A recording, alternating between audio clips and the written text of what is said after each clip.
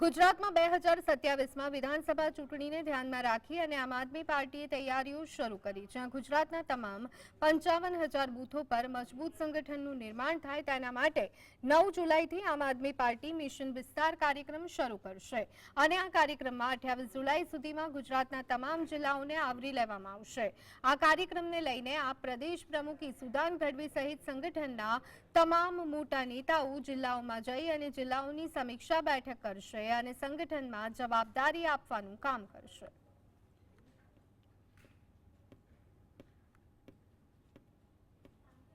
ગુજરાતની અંદર તમામ 55,000 બૂથો ઉપર મજબૂત સંગઠનનું નિર્માણ થાય એના માટે આવતીકાલથી મિશન વિસ્તાર કાર્યક્રમ લોન્ચ કરવા જઈ રહી છે। મિશન વિસ્તાર અંતર્ગત આમ આદમી પાર્ટી સતત આગામી દિવસોની અંદર દરેક તાલુકા, દરેક ગામ, મોહલ્લાની અંદર આમ આદમી પાર્ટીના જે કાર્યકર્તાઓ છે એ વધુને વધુ નીચે દરેક બૂથ ઉપર આમ આદમી પાર્ટીને મજબૂત કરવાનું કામ કરશે।